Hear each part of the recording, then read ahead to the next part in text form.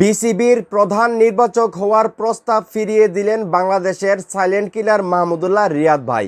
উনাকে বিসিবি থেকে প্রধান নির্বাচক হওয়ার প্রস্তাব দিয়েছিল এবং উনি কিন্তু সরাসরি না করে দিলেন।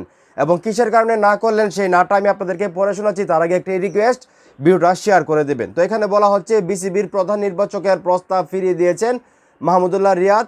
মূলত ঘরোয়া ক্রিকেটে আরও কিছুদিন চালিয়ে যেতে চান তিনি, যে কারণে এই মুহূর্তে দায়িত্ব নিতে প্রস্তুত নন বলে বিসিবিকে জানিয়ে দিয়েছেন মাহমুদুল্লাহ রিয়াদ ভাই। মানে বিসিবি থেকে ওনাকে নির্বাচক হিসেবে প্রস্তাব করা হয় দায়িত্ব নেওয়ার জন্য, কিন্তু উনি এখনও আরও ক্রিকেট খেলতে চান। মানে উনি যেটা বলতেছেন যে মূলত ঘরোয়া ক্রিকেট লিগ যেগুলো হচ্ছে সেখানে উনি আরও কিছুদিন ক্রিকেট খেলতে চান।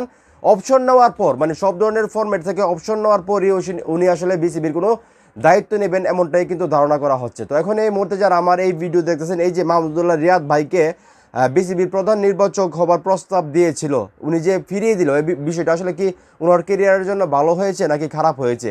উনি এখনও আরও ক্রিকেট খেলতে চান, আসলে ওনার এই ক্রিকেট খেলাটা কি যৌক্তিকতা আছে? আপনাদের কি মনে হয় সেটা অবশ্যই কমেন্ট করে জানাবেন। ভিডিওটা ভালো লাগলে অবশ্যই শেয়ার করবেন।